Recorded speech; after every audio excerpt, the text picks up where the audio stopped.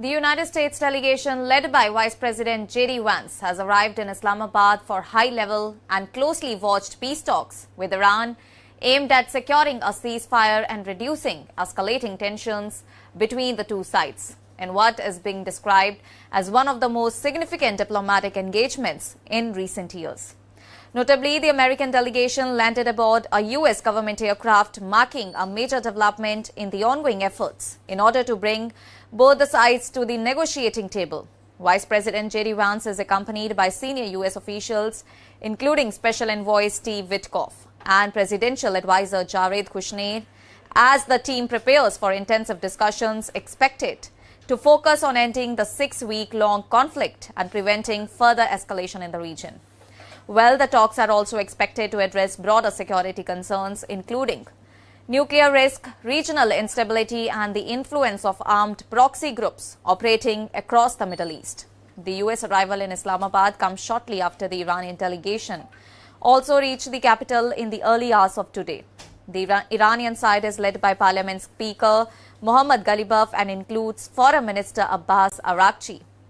Upon arrival, the Iranian delegation was received by senior Pakistani leadership, including Deputy Prime Minister and Foreign Minister Ishaq Dar, National Assembly Speaker Ayaz Sadiq, Interior Minister Mohsin Naqvi, and Chief of Army Staff Field Marshal Asim Munir, highlighting the significance Pakistan has placed on facilitating this high-stakes diplomatic engagement. Well, the talks are scheduled to take place at the Serene Hotel, with Pakistan acting as the key host and mediator for the discussions.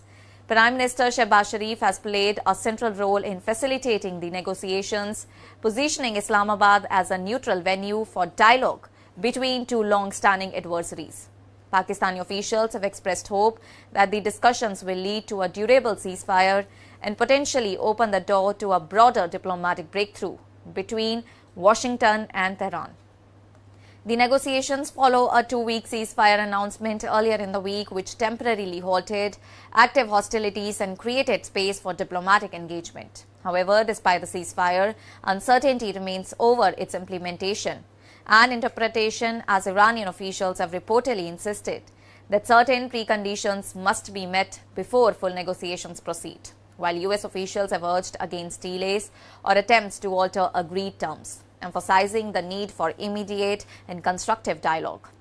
Ahead of his departure, Vice President J.D. Vance took a firm stance, warning Iran not to play the United States and stressing that Washington is prepared to negotiate only in good faith. His remarks reflect the firm but diplomatic posture adopted by the U.S. side, as it seeks to balance pressure with engagements in order to achieve a lasting resolution.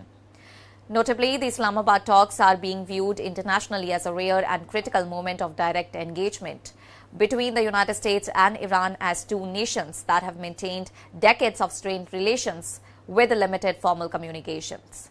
And the presence of senior officials from both the sides underscores the seriousness of the current diplomatic push and the urgency of finding a path towards de-escalation.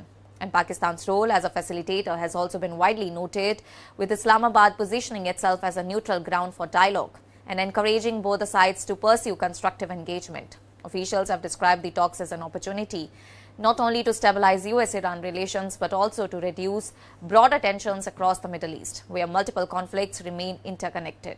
And the outcome of all these discussions is expected to play a massive role in determining whether the ceasefire can hold and evolve into a more stable and lasting diplomatic framework, or whether the region risks sliding back into the renewed confrontation.